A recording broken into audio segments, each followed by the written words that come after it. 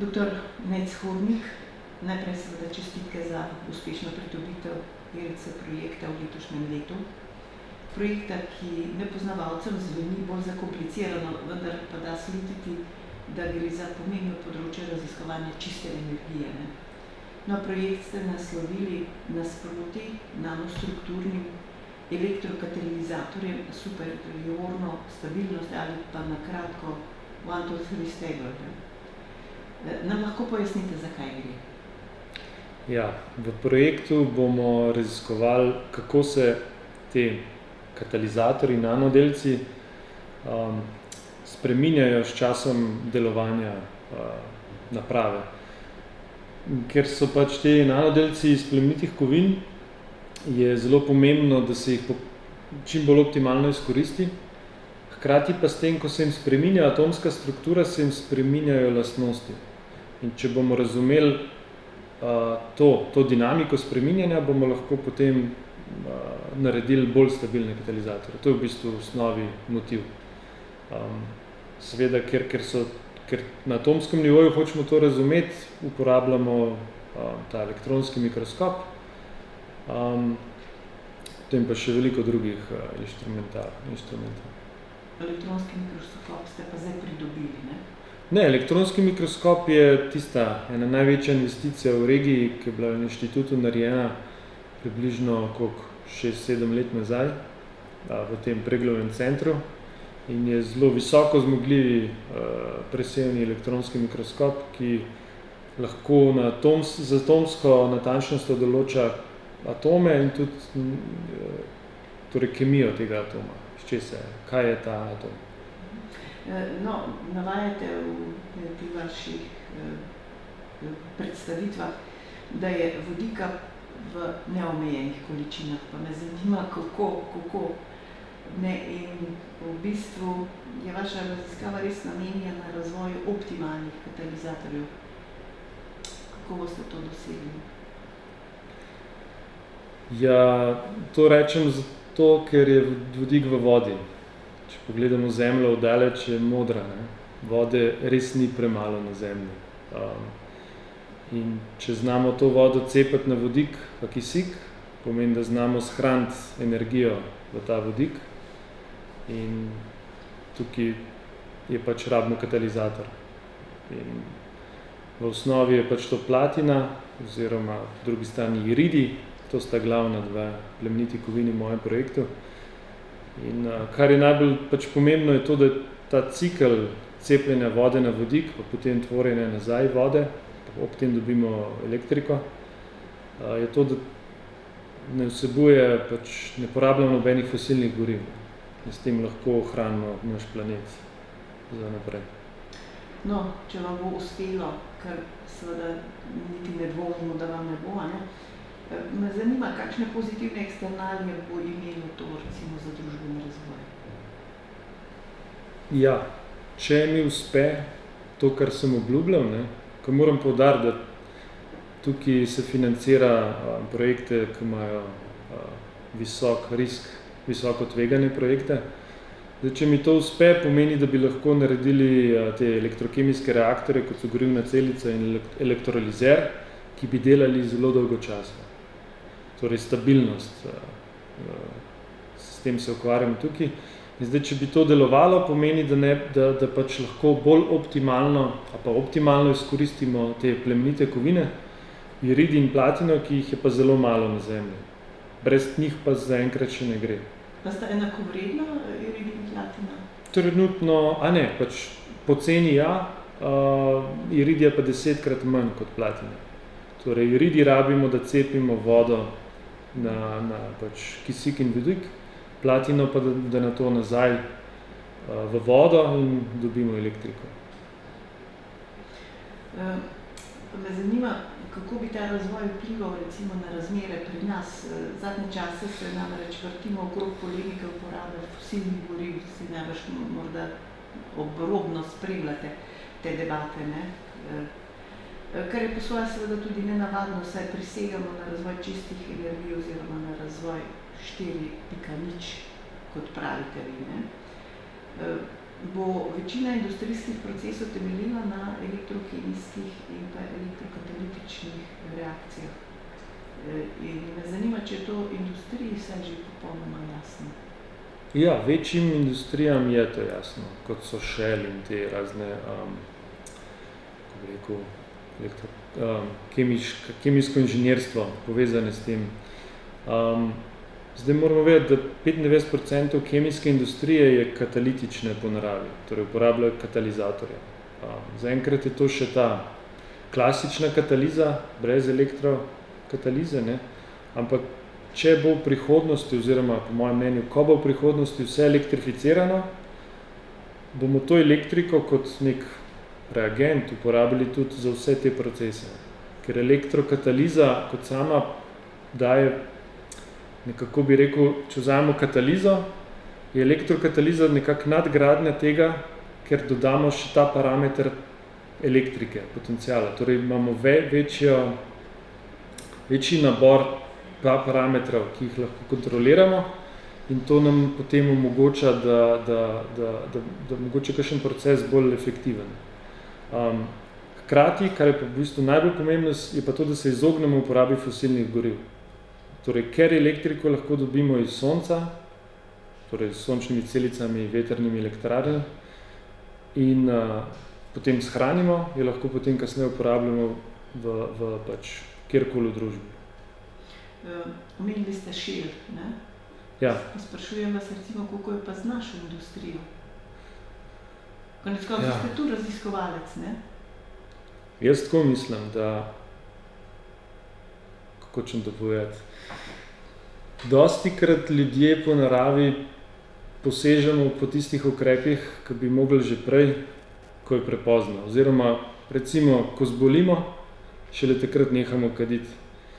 In po vsej verjetnosti bo tudi človeštvo čakalo, da bo podnebje preseglo 2 stopinji, oziroma temperatura, da bomo uničili okolje do te mere, da ne bomo mogli več normalno živeti, da ne bojo čiste vode, potem pa bomo šli na te zadeve.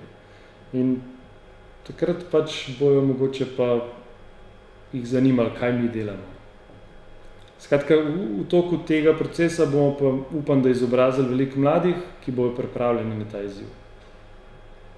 No, ko ste omenili raziskave stabilnosti plemenitih kovin v okviru pridobljenega tega projekta IRC, bodo te vodile tudi boljše katalizatorje, hkrati tudi do novih življenjih načinov recikliranja teh, kar ste napisali, ne?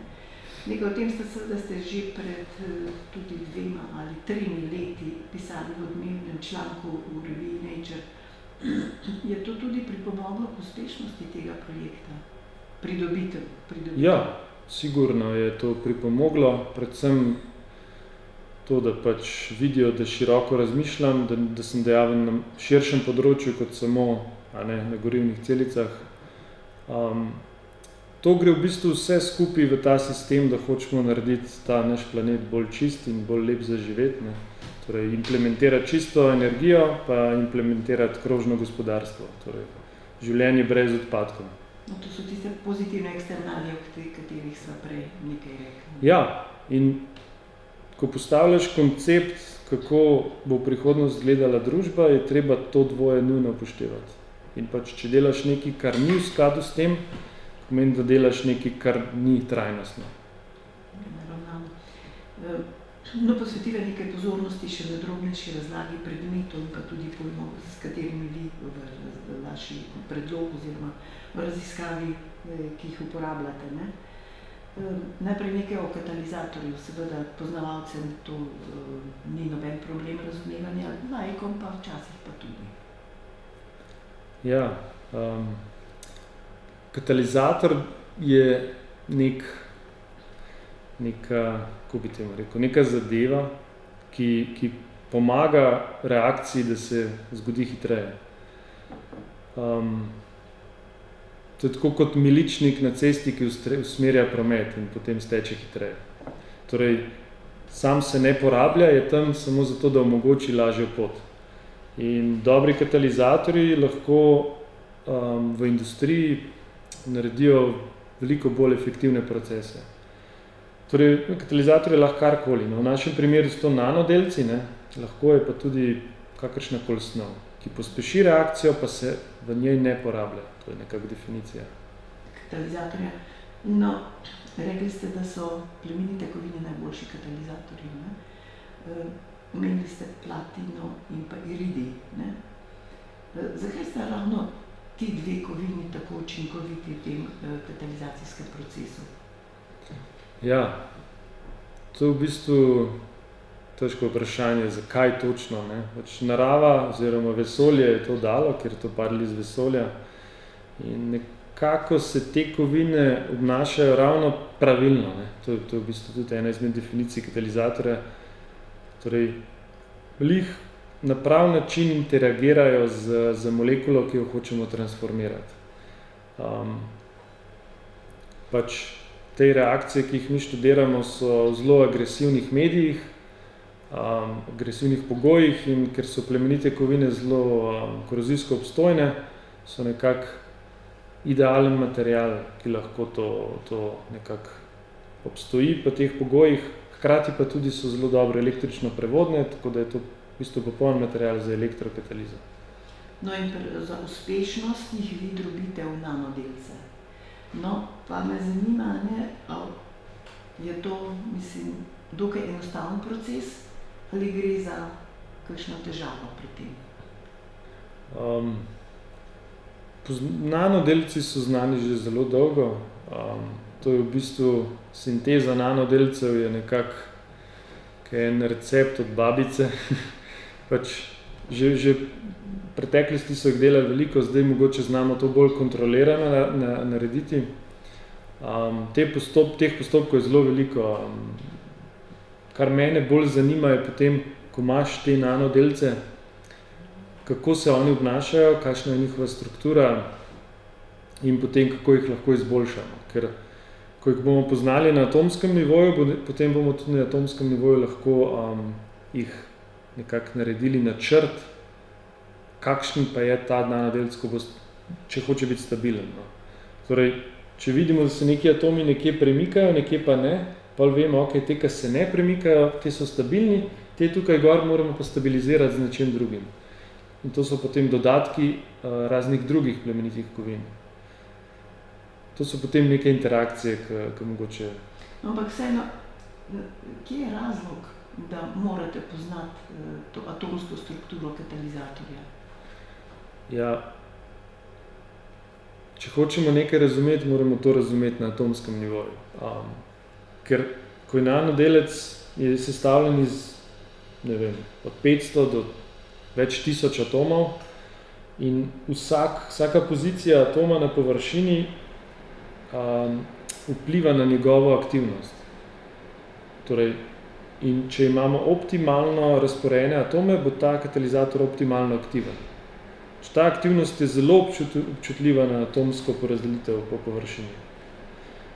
Zdaj, če je neka struktura aktivna, še ne pomeni, da je tudi stabilna. Veliko raziskovalcev se ukvarja z povezavo strukture in aktivnosti, kar se pa jaz zdaj na novo se pa ukvarjam z povezavo strukture in stabilnosti. Torej, če bomo poznali strukturo, ki je najbolj aktivna in če bomo znali stabilizirati, potem smo dosegli to, kar pač hočemo v tem projektu. A iščete potem nekoliko nenavadno rečeno sveti gral te stabilnosti? Ja, iščemo, če je tam. No. V realnosti ponavadi je nek kompromis, ampak sigurno obstaja neka struktura, ki je bolj stabilna kot druga. Zdaj pa odvisno je ta struktura tudi aktivna.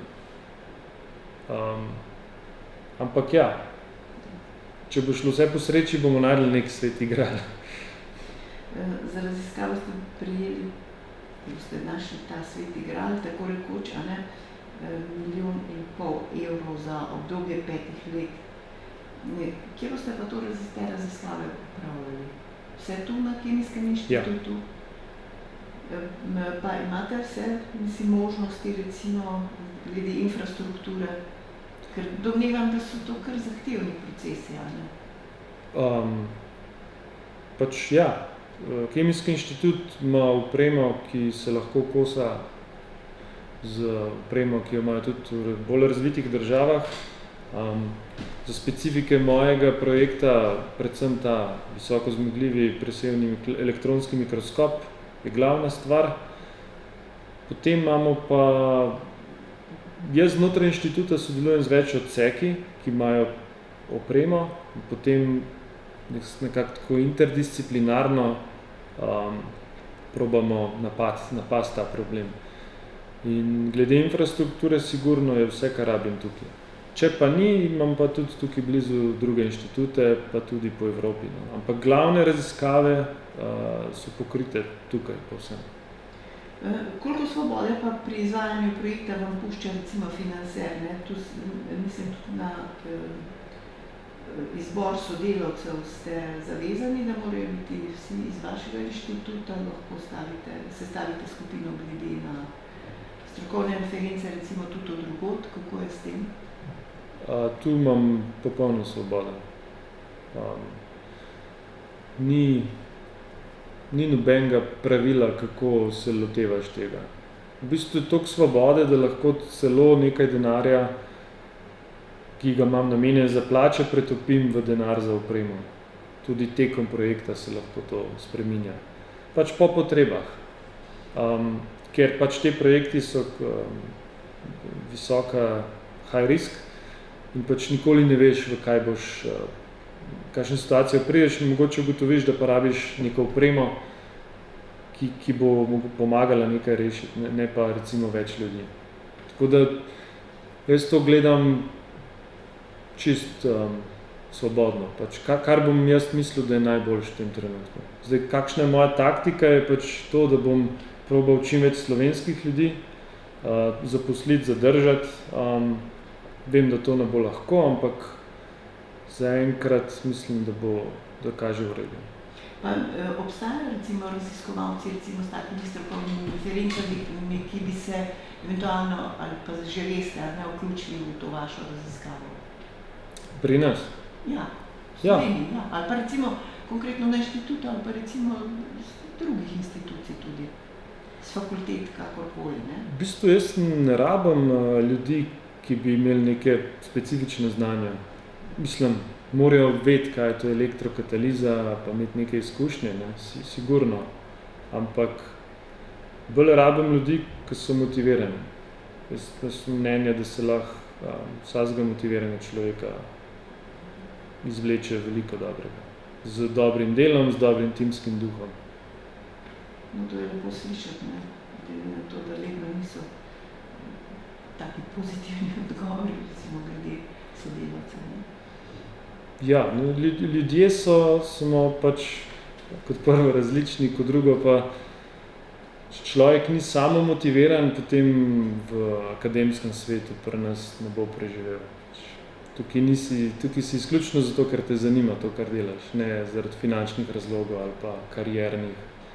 Pač, to so zdaj že druge debate, ampak zato pravim, da je najbolj pomemben je to, da je nekdo motiviran in da dela timsko in da se zaveda, zakaj nekaj ni treba delati. Pač, da ima motiv zadnji. Ja, samo recimo te stvari, ne vi najbolj dnevno se soočate z njimi, recimo, ko pravite, da je to že neka druga debata, ampak je pa zelo pomembno. Ja, tako je v akademskem svetu. No, ko bodo te vaše raziskave recimo končane, ne, po 5 letih, ko sva rekla, ne, koliko časa pa lahko preteče glede na prenosa oziroma uporabe v industrijsko prakso? Ko sva govorili o prizadevanjih za brezoglično družbo, časa seveda ni ravno na pretek, ne, tu se govori o letih, ne o 10 letih ali pa recimo 100 letih, ne. Ja, tu spet neka druga debata, ampak moj odgovor, pač osebno mnenje, je, da to mogoče bolj politično vprašanje, ker tehnologije so že na voljo, mi jih v bistvu samo optimiziramo, pa najdemo pol širšo uporabo, ampak zelene tehnologije trajnostne so že na voljo. Sej se že uvajajo, samo vprašanje čez dovolj visoko hitrostjo. Šele zdaj je bilo v Ameriki v da so pol energije dobili že iz vetra pa sonca, oziroma nefosilnih goriv. Kar je konstantno v Nemčiji, ne? Ampak da se tudi v Ameriki to dela, je pa tudi lepo slišati. Vprašanje je samo, če dosti hitro implementiramo te zadeve. Koliko recimo pa sploh, recimo, a vas zavezuje, da recimo ta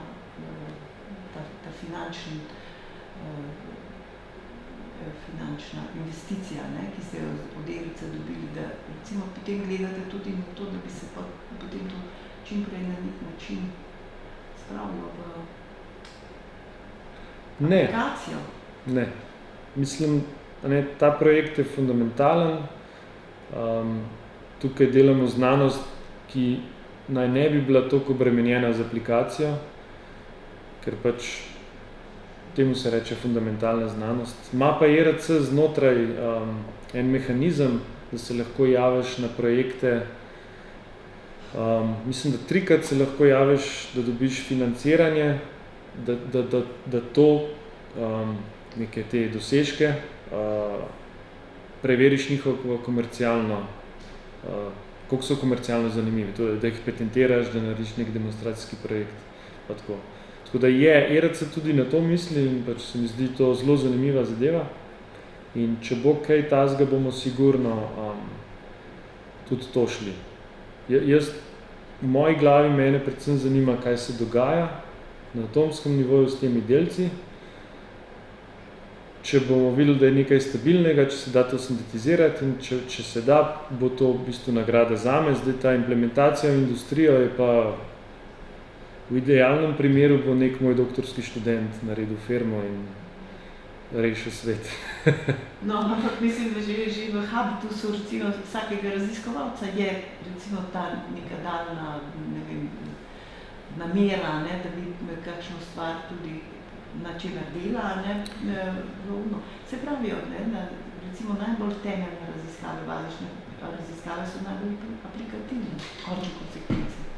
Ja, mislim, da je bilo dokazano, da te raziskave, ki so te blue sky, da pač ne veš točno, kaj delaš, da te dajo največje napredke potem v industriji, ne, da te izključno industrijski projekti, da to nekako najmanj inovativno, ne. Ampak po mojem vsak znanstvenik hoče videti svojo tehnologijo nekje v praksi. To je sigurno najboljši občutek, da pol nekaj svojim otrokom rečeš, no, to sem pa jaz naredil. Ne. No, najbrž se pri vas tudi to kaj takega zgodilo, ne. Doktor Hudnik, je pa vsekakor ta pridobitev ERC-ja oziroma tega projekta, ki velja res za najprestižnejše znanosti, ne. Tudi pomemben za vaš inštitut, to je Kemijski inštitut, saj se s tem vedno bolj uvršča med najpomembnejše raziskovalne institucije, tako doma kot v svetu, gotovo. Ja, število ERC projektov na inštitutu je nek indikator, kako dober je inštitut v smislu znanstvene odličnosti. Pač s tem se hvalijo inštituti. Pač, koliko imajo Nobelovcev, koliko imajo ERC projektov, seveda koliko imajo startupov, koliko imajo Science pa Nature.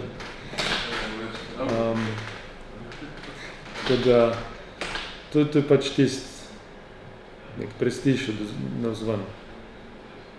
Pomeni, da se dobro dela. No? No, želimo seveda še več takih teh projektov, a ne teh prijav. Hvala vam, doktor Hudnik.